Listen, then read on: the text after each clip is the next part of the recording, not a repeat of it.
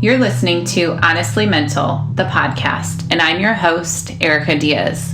I'm a wife, a mama, a woman in leadership, but y'all, I'm a perfectly imperfect human.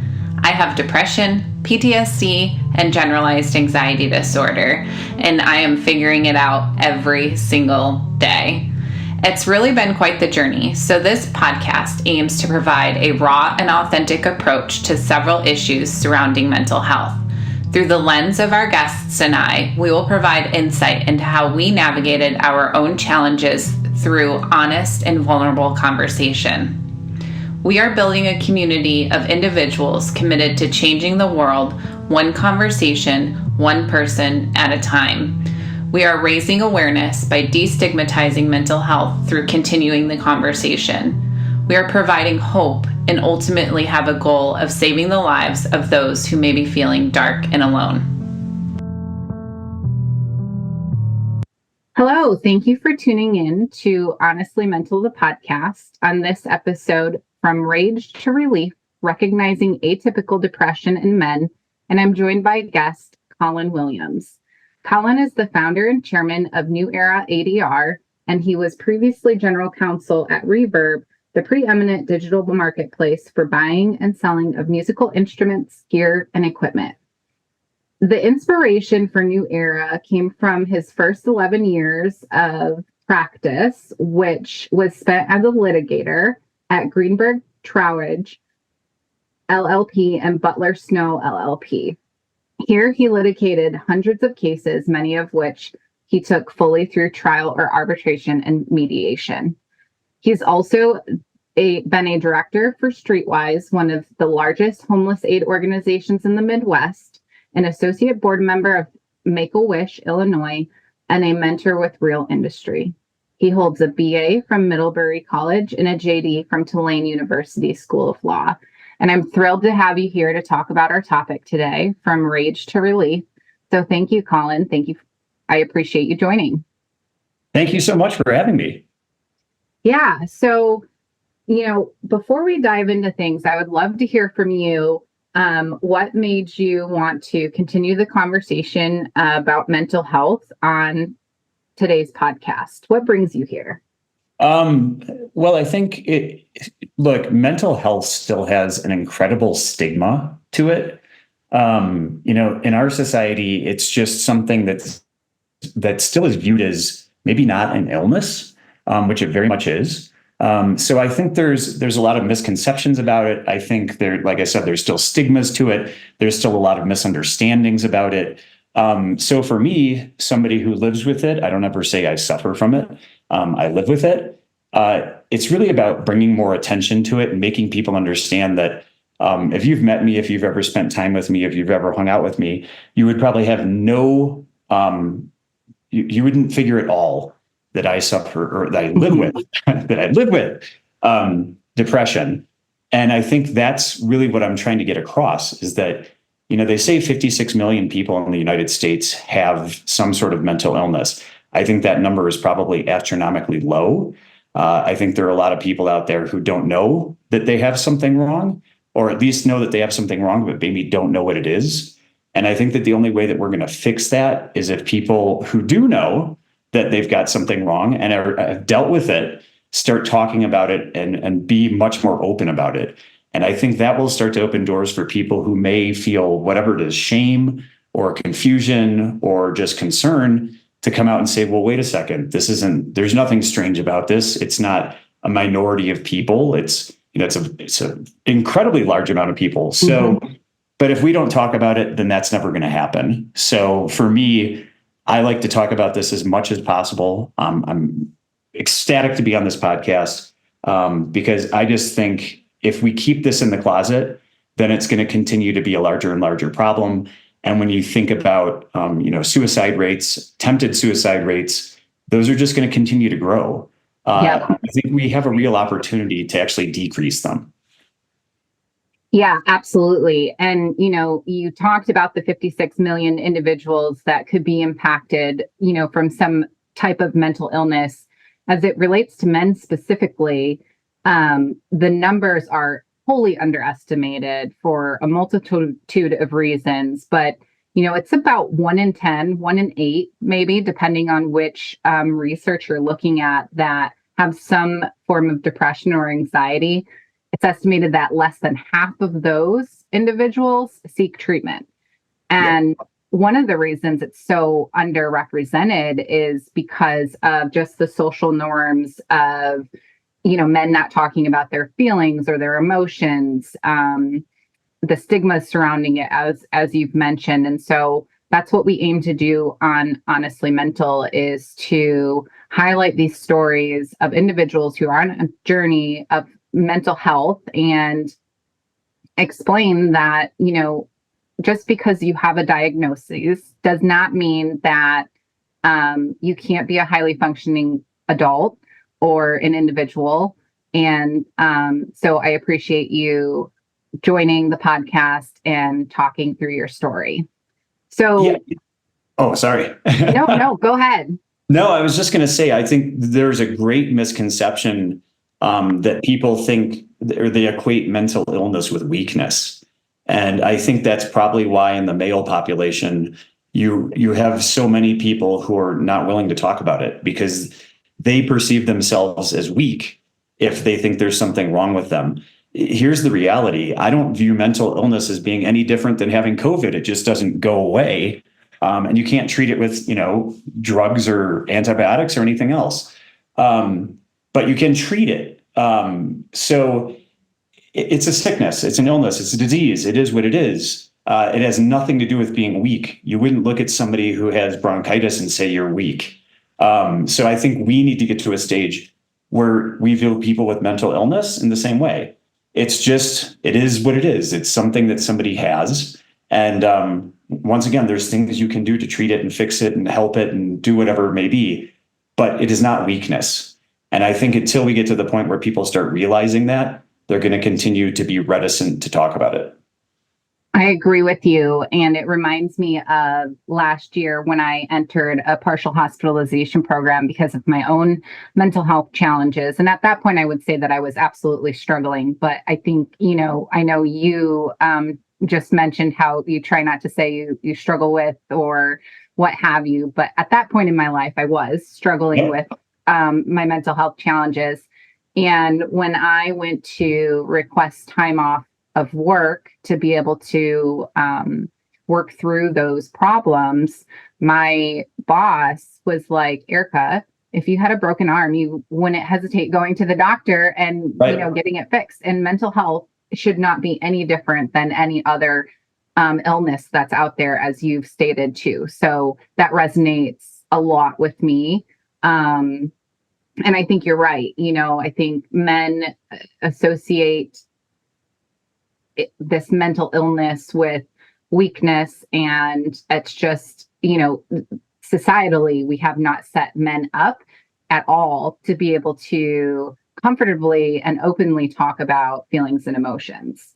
So, Collin, your story is really unique in the sense it's kind of given in the title, but typically we have these images of what depression looks like. And usually it's, low and sad feelings, crying, not feeling motivated to do things, losing interest in things that you previously, received pleasure from.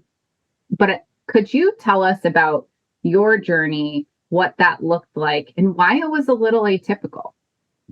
Yeah. And, I think what I learned is that maybe my journey isn't atypical, but for me, I didn't have the knowledge base to understand one way or the other. So what I was really, and I think it's interesting, I'd like to get this out. You just mentioned it.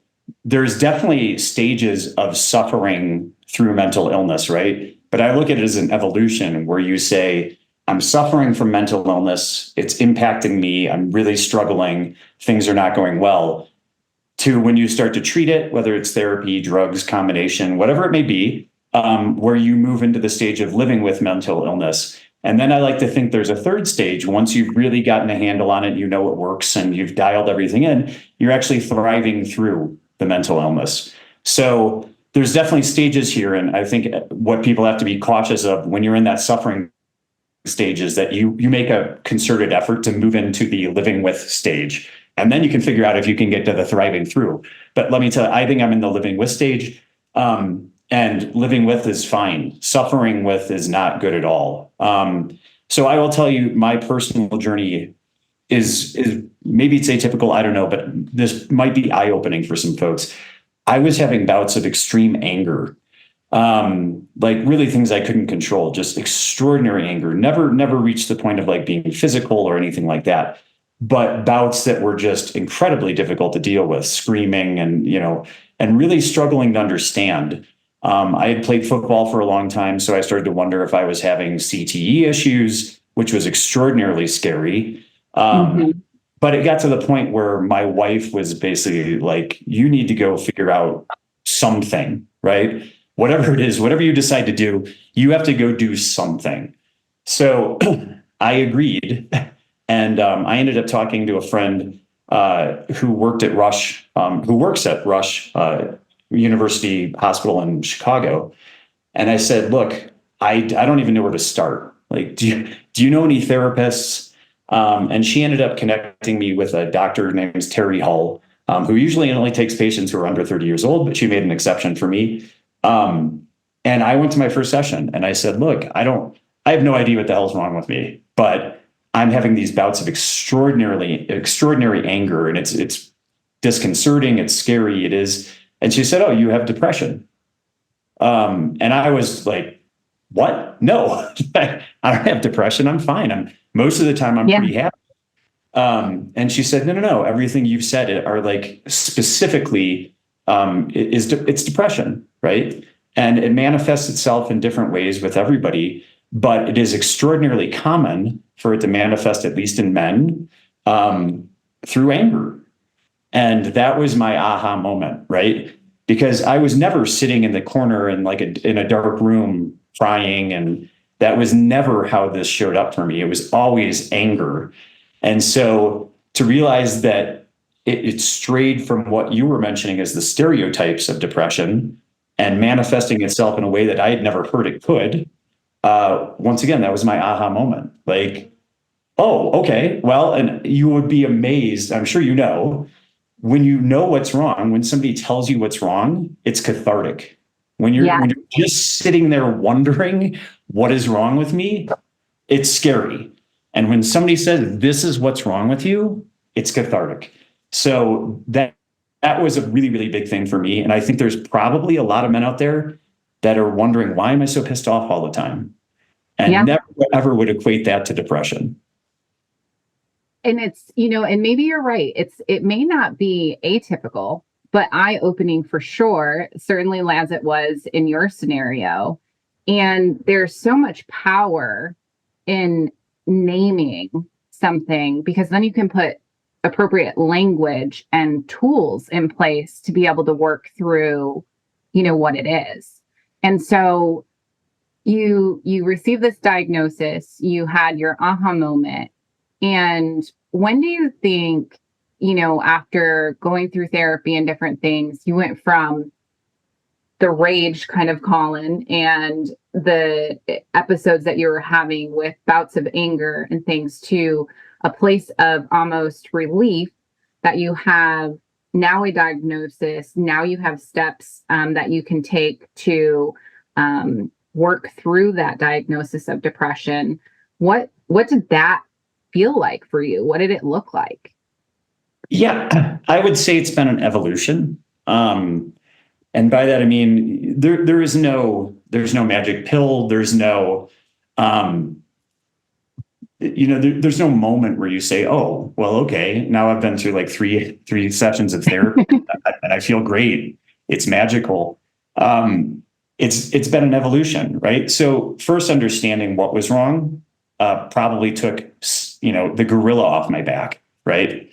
Then it became, okay, how do we deal with it? And so I started through therapy. I've been doing therapy now for, it's got to be like 5 years. And it's extraordinarily helpful. But I do think I topped out at some point of what just talking about it could do. And at that point, my therapist said, and I wasn't at the point where I would say comfortable. And at that point, my therapist suggested, well, why don't you try meds too? And I would say meds are a very interesting thing. If you're looking for sort of a panacea, they're not it. But for me, what they do is they take the edge off. They don't dull me. I'm not like sitting in a fog or anything. But even that tinge of anger, which could still have a bit of a knife edge when I was just doing therapy, it's completely dulled that.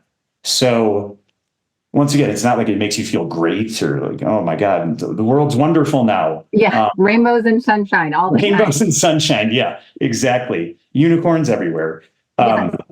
But it does make everything, it makes you more tolerant of everything. So combining the medicine with my continuing therapy has helped me reach the stage of living with, right? And I think I'm headed in the direction of thriving through. But you have to figure out what works for you. So, and it's going to be different for everybody. Lots of people may not need meds. I didn't think I would need them, but I've tried them and they've worked pretty well. And maybe at some point I'll be off of them. But you have to figure out what works for you. And that's when I think you have these moments of going through the phases and getting better. And there's a lot of relief to that. There's a lot of satisfaction to it. Yeah. And with your journey as it relates to the medication part of it, I know there are at times people are hesitant to try different things, or they are looking for the one magic happy pill that's going to solve all the problems, which, as you've stated, is not what happens. Did you have to go through any trial and error with the medication that you're currently on? What did that experience look like for you?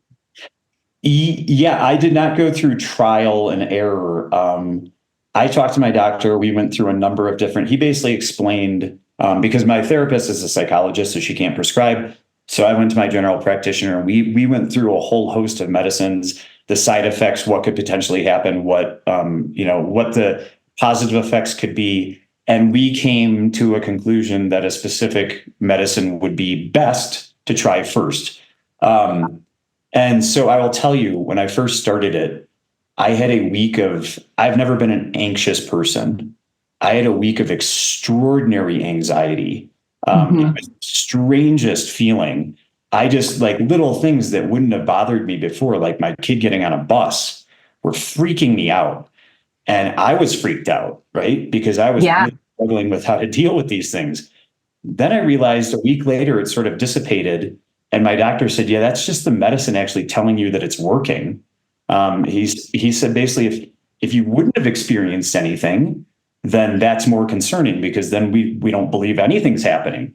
So now the medicine works great for me. I don't have any side effects from it. Doesn't make me sick, doesn't make me dizzy, anything like that. But I would tell people, if you're going to go down that path, there may be a week or two. And if it keeps going, then I would say you need to talk to your doctor and figure out probably something else. But that week was very, very scary. And, I kind of had to fight through it. And it certainly helped talking to my therapist and the doctor and them saying it's going to be fine. But I would say, if you do go down this path, just understand that it is not necessarily the easiest thing in the world to get into. But once you are actually into it, it can help a lot. Yeah, it's almost just keeping an open mind to some of the tools that can be leveraged when trying to figure out what works best for you, right? And it reminds me of my journey with medication. I think it's great that you didn't have to go through trial and error, but some people will have to. Absolutely. Some of the medication, it takes up to 12 weeks before you actually realize the full benefits. And you're right, there are a couple weeks typically with some of the medications that could cause nausea, anxiety. It can heighten suicidal ideation. You have to do it under the care of a team of individuals, along with support from family and friends, just, to look out for some red flags and whatnot in your behavior to ensure a safe environment. But I would say to not get discouraged, especially in a trial and error phase. When I've been on and off medication, since I was in high school.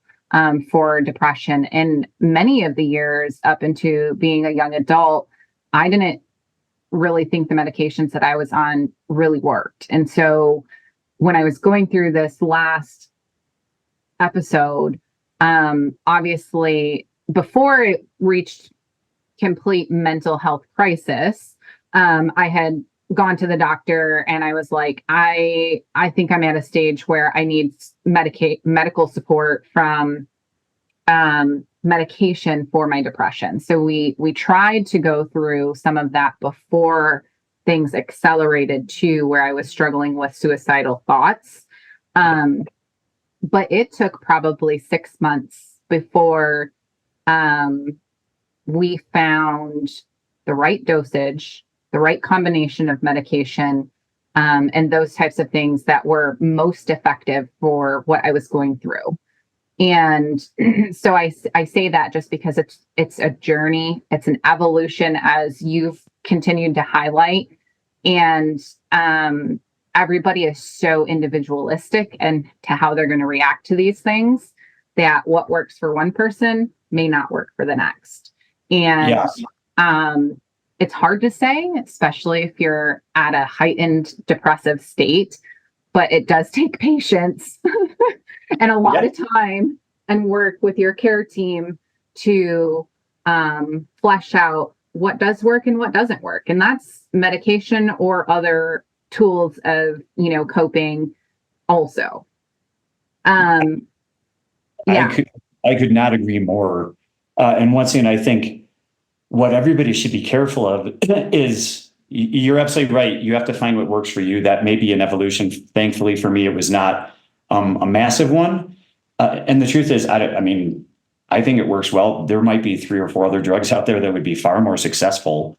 I don't know. I don't know the answer to that. But I think the one thing that we need to constantly caution people about is, if you're expecting it once again to be that you're going to take these pills, and even if it's after as your body loads them and they start reacting with the dopamine or whatever it is, the receptors, if you're expecting that one day you're going to wake up on a Monday and feel like, $10 million, that's just not how it works. So you have to be patient with the process. You also have to set expectations that, once, like you said, these aren't happy pills. What they're meant to do is to take the edge off, to make you feel less anxious, to dull the symptoms. But that doesn't mean that they're going to put you in a fantastic mood.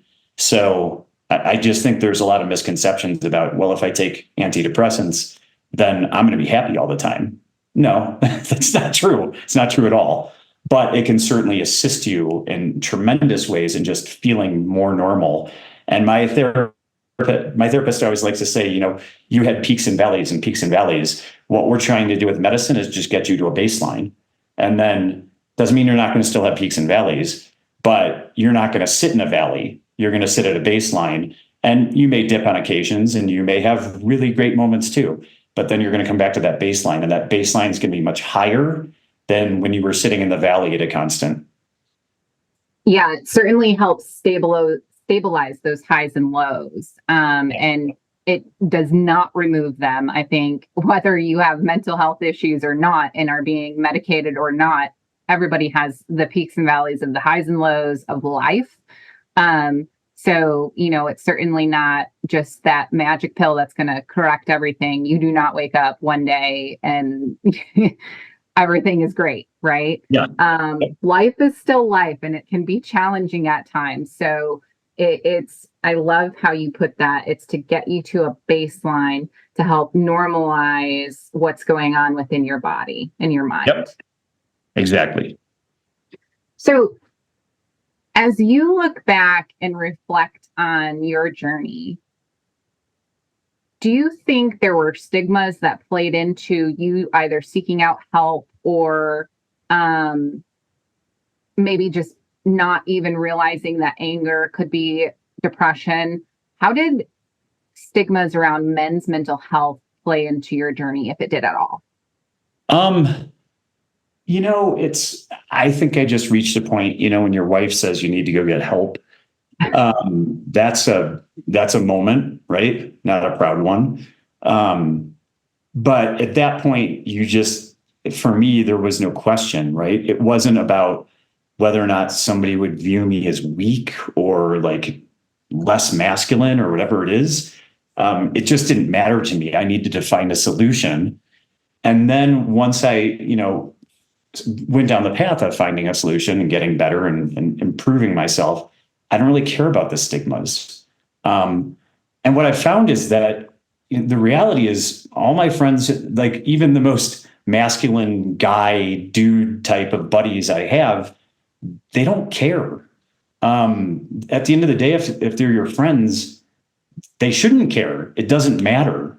And who knows, you never know what somebody's going through until you're in their shoes, right? So while I've been very open about my experience, maybe I've got friends who are like, oh, well, I've got something wrong and maybe I'm going to go get that fixed. And they may not be comfortable talking about it like I do. But at the end of the day, hopefully that helped. So for me, the stigma, I don't really care. I've always kind of just been my own person. And if anybody thinks it makes me less of a guy, first of all, if you've ever hung out with me, I am about as a guy as you can possibly get. Yeah. I'm all about drinking beer and 4-letter words and sports and everything else. So, it's one of those things like, I don't really care if you think somehow less of me because I'm talking about this and I have this stuff going on. But for me, it just doesn't matter. If you think less of me, then you're probably not something I want to be around, somebody I want to be around. So for me, stigmas were never a huge issue. It was about fixing it and making myself better. And if anybody had a problem with that, then they're just not somebody I need in my life. Yeah, I think that that's huge. I think that's kind of the issue with stigmas in general, right? Is where did they come from and why are they even a thing? They really shouldn't matter. And that could be broadly said about many stereotypes and stigmas. Understand that it's a much more complicated thing with society than just making that statement. But, I think it's really great that you're an advocate for mental health like you are, because as you said, male or female, perhaps your experience and sharing your story enabled them to feel empowered to seek out help if they were experiencing something, even if, they're not openly talking about it. That's the goal here, is to inspire people to get help when they need it and seek it out, and to understand that, none of the mental illnesses out there are weaknesses. And you could have a range of different diagnoses. You could have just depression. In my case, I've got depression, generalized anxiety disorder, and PTSD. So I've got a whole slew of things, but on the outside, and you said this in the beginning, most people wouldn't even, who encounter me, especially in the professional environment, wouldn't ever guess that I have the challenges or the mental health diagnoses that I do have. And I think that's a testament to being in a place where you can, going back to naming your diagnosis and getting the appropriate tools to cope with life in a way that your body just kind of do it on its own, and so I think it's just I lost my train of thought, Collin. I'm so sorry. No, I mean, I do this at least once an episode, so you all at home know that I do this. But here I am, lost my train of thought again. No, I mean, I think you're hitting on everything, right? Like, which is that, once again, it's not a weakness. If you're out there and you're suffering, figure out what's wrong. Who cares about the stigmas? They don't matter. Once again, if people care, then they shouldn't matter. They shouldn't be in your life.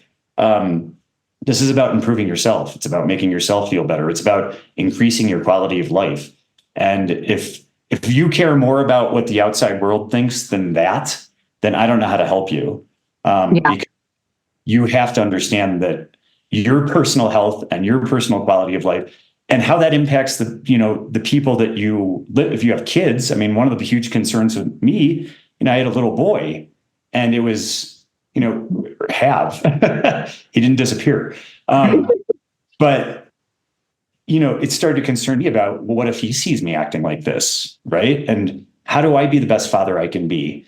You got to fix that. Like once again, if you care more about how other people view you than fixing those things, then I can't help.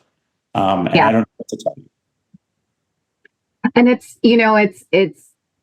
because of people having struggled with these things in a closet, and not normalizing them, which is, a relative term, but not normalizing them, it continues to perpetuate the issue and isolate individuals, and does the opposite than just getting the help you need to deal with whatever it is you're going through, adequately, right? Yep, exactly. So so we talked about baseline, we talked about kind of peaks and valleys. We understand that you have opted to go a medicinal route, even if temporary, which that's another kind of disclaimer, if you will. Just because somebody recommends medication now does not mean that that is a life sentence for being on medication. Exactly. And it could just be temporary. There are times that our bodies are so out of whack and chemically imbalanced that just needs to get back to its own baseline, and it needs support in doing that medicinally. So if you are experiencing, lows, what does seeking out help look like for you now that you have your therapist, you have the medication, but I'm sure you have a support system around you as well. So talk a little bit about kind of what that looks like. Maybe are there any red flags that, your wife could be like, oh, you know what, something's off here. What do the lows look like when you have them? Well, I would say, number one, they are far less frequent, which is the most important thing. And when they do occur, I am far more capable of dealing with them and maybe it was just a biological thing, where like you said, your body is so out of whack, you're almost not capable of dealing with it. I would say I am now at a baseline where I'm pretty capable of dealing with it, and certainly understand what's going on. And once again, since they're less frequent, I'm not dealing with it as often. I would say probably my biggest reliance, if I am having a low, is just talking it through with my therapist. I try not to impact my family. So it's not that, my wife would listen at any time, but, she's got her own concerns going on. And so what I found is that I really have the tools now to battle through a lot of these things. Like I said, they're less frequent. They're far less deep. The lows are they're not nearly as bad. So I think I'm at a point now where I can handle 90% of them. And if there was a low where I needed help, I would ask. And whether that's, my wife, my brother, my friends, I would ask. But my therapist helps a ton. She's great. And, it's funny. I think probably another misunderstanding about therapy is that, you're going to lie down on a couch and you're going to talk about your childhood and all these things that went wrong and stuff like that. And that's not how my therapy is. My therapy is like, a lot of the times we certainly talk through things that are more significant. A lot of times I'm just venting, right? Like this is pissed off about. This is why I had a terrible week last week. And her listening and being like, oh, well, here's some solutions to that. Here's why you may be feeling that way. And I think people probably have this skewed vision of what therapy is, from the movies and everything else. A lot of times when I hit a low, it's talking to my therapist and saying, I am pissed off about XYZ. And her just sitting there and listening and providing solutions. And that helps, right? So I think, once again, we can talk about stigmas all day. There is certainly a stigma attached to therapy, a massive one. There's a stigma attached to medicine, a massive one. But when you realize actually what therapy is, it can be whatever you want it to be. It's whatever makes you feel better. It doesn't have to be the stereotype of what you think therapy is. Yeah. And, let's dive into the stigmas a little bit even further, or misconception, right? I think that therapy, similarly to medication and folks wanting a happy pill just to, quick wake up and be a completely different person, therapy is the same. You Yes. get out of it what you put in. There is no magic wand that your therapist is going to wave. And oftentimes, at least in my experience, I'd be curious if this is the same for you. So they certainly help offer solutions, but a lot of it is actually, it's guiding you to those solutions, right? And they're not giving you answers. I know sometimes I've gotten frustrated because you don't get like an answer you want to hear or a response that you were expecting. And so it's like, dang it, I've got to work for this. But damn it, you've got to work for it. It doesn't just happen. And your therapist is not going to be the silver bullet to get you through everything either. Like, you have to use the tools that they're teaching you, keep them in your, toolkit, and utilize them as scenarios happen to where you can leverage all of the knowledge and the expertise that you're getting. So, I think it's one of those things that it's just not, similarly, with medication, it's not going to change overnight. These are things that take time. And I love your depiction of the couch and laying on a couch in the therapist's office, because yes, the movies have done absolutely no justice for what therapy is actually like. Yeah. It blows my mind. Now, my therapist does have a couch. I don't lay on it. I would feel uncomfortable doing so. But it's another person in your support system that allows you an opportunity to vent, like you said, and help you arrive at understanding of why you were feeling a certain way.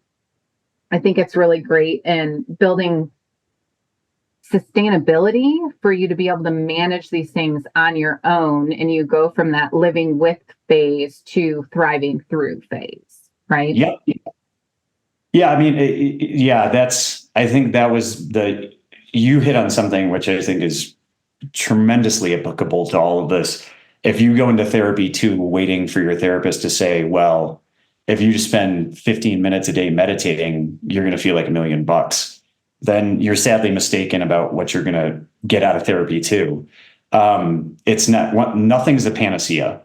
Nothing. There's no immediate solution to any of this. Like I said, it's an evolution. It's you increasing your baseline. It's improving your quality of life. That, like you said, that takes work.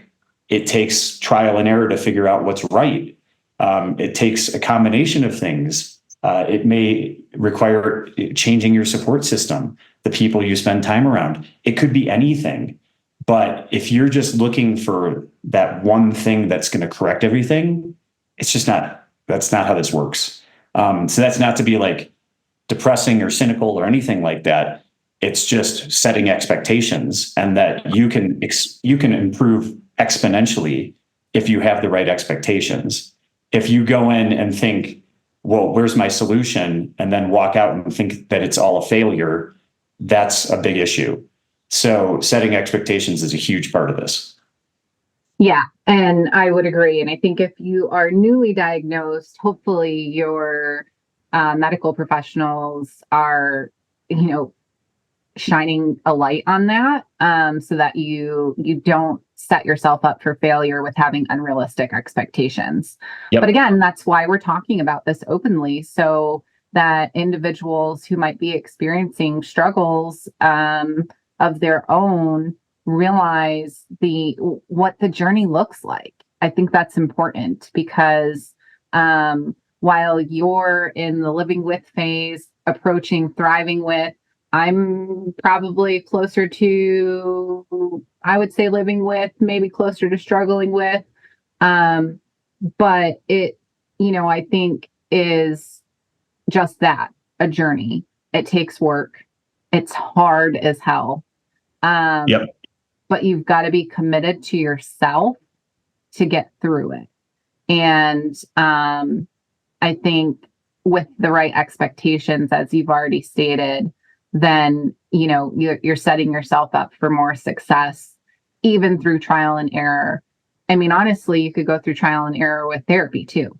You could certainly be connected with somebody and realize, I would say in my experience, pretty quickly, whether or not somebody's a fit for you.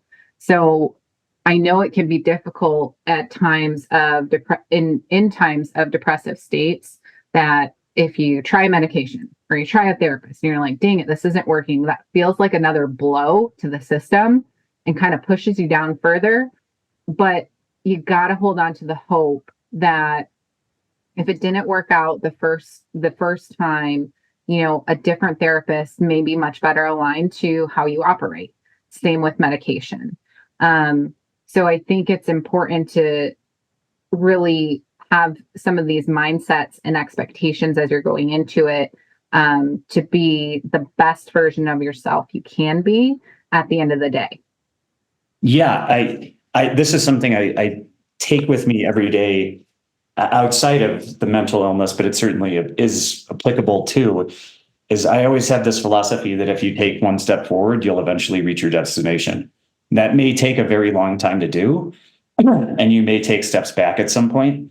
But if your goal is to always take at least one step forward each day, you'll eventually reach where you want to go. But you have to understand that you're not, the chance that you're going to have a day where, you run 10 miles towards it, it's very, very slim. So you may have a day where you take 5 steps forward, and that's got to be good enough. Because once again, you're just trying to reach something. You're trying to get to a point where you're content, where you're happy, where everything is at least functional. And the way you do that is by methodically taking steps forward. And maybe you'll be fortunate enough that you will, run 7 miles in a day, or like medicine will help in that way. Maybe that happens. I don't know. I tend to doubt it, but maybe it happens. But I think if you just keep this mindset of, I'm just going to keep pushing forward, then you'll be in a much better place. Yeah, I agree. It's, it's so important. I go back to the commitment to yourself. We all, as human, are born worthy. We are born enough. And sometimes it takes a bit of nurturing and caressing, kind of mental illnesses and life happening to remember that. Yep. And it's hard to find in times of darkness, but it's still there. And we are all worthy of living a fulfilling life. Agreed. So, Collin, as we look to wrap up here, do you have any last words of advice or thoughts for our listeners to be mindful of? What I would say is, trust your gut. If something feels wrong, if you can't figure out what's wrong, if you're having symptoms of something, if you're confused about what's going on in your life, trust your gut, right? There very well could be something wrong. Don't just think, oh, I don't know, like this will go away. So that's kind of how I lived my life until, I got kicked into the teeth to the point where I had to go do something about it. I just figured, this is just how I'm going to live. And so for me, there was that sort of cathartic moment that pushed me towards getting a resolution. And nobody should have to go down that path, right? You shouldn't have to hit the wall before you figure out that you should go do something to help yourself. So once again, trust your gut. If something feels off, if you've had whatever symptom it may be, for an extended period of time where you're just not content or happy, you're not living the life you want to, go talk to somebody, go figure it out. Worse, if you're having like suicidal ideations, if you're thinking about that stuff, go talk to somebody. There's always somebody who's willing to help. But trust your gut, right? It's there for a reason. It's telling you something's wrong. And if you do that, then you will find yourself in a spot that I think is far, far better. But I do believe that there's a lot of people who just say, this is just my lot in life and there's nothing I can do about it. And that's when I think you're really going to run into a problem. Yeah, absolutely. And we've talked about suicide, a little bit. And I think one of the things to be mindful of is that suicide rates are on the rise. And while, as it relates to demographics, males typically have higher suicide rates than females do. Interestingly enough, women have more attempts, whereas men are successful is not the right term at all, but are, go through with their suicidal thoughts. Right. And so talking about this and taking the conversation out of the closet, putting it out in the open will hopefully start to have an impact on those statistics. I mean, suicide is the 7th leading cause of death among males. That is actually an older stat, so it's probably could be higher now. Yeah. And I think it's important to seek help immediately in those scenarios. And if you don't know where to start, Collin, as you were speaking, I thought of this when you said, go seek out help, ask for help. You can always start with your general practitioner. Yep. If you have a doctor, like that is a perfect place to start. You don't have to search the web and figure out what therapist you need to go through and look through all the reviews, because that's overwhelming. I would always, direct folks to have that initial conversation with their general practitioner, because oftentimes they can help you, as they did in your scenario with the medicinal side of things. They can refer you to recommended therapists, and then they have, general oversight of your health. And they have a full picture of what is going on with your body too. So yeah, you just nailed it on the head, right? But there's so many resources, and I can't sit here and name them all today. But yes, the easiest way is just go to your doctor. And I've actually noticed now, anytime I go to my general practitioner, or you go to the emergency room, they ask you 3 questions. And I don't know if it's why or how it's mandated, but now it is. It's basically 3 questions about depression. Yeah. I don't know exactly what they are, but every time I go now, it's asked of me, and it's not because I have it. It's asked of everybody. And so yeah. I think that's great, and it's helping to normalize things. And once again, you can go to the ER too, right? Like if you don't have a general practitioner, which I haven't consistently had one until I got out to Colorado, you can go in the ER and say, here's what I've been experiencing, and they'll give you the resources to help you. But the one thing you can't do is just stay silent. Yeah, agreed. So I will give you a couple resources just to have in your back pocket as you're listening. So the National Suicide Prevention Lifeline, you can call or text 988 24 hours a day, 7 days a week, or you could use their new Lifeline chat. It's important to note that those services are free and they're confidential. In some cases, unless you really want to, you can call in anonymously. Some people are unaware of that, but that's a resource that is available. The National Alliance on Mental Illness is 1-800-950-NAMI or 6264 as another resource to have in your back pocket. Collin, thank you so much for joining the podcast today.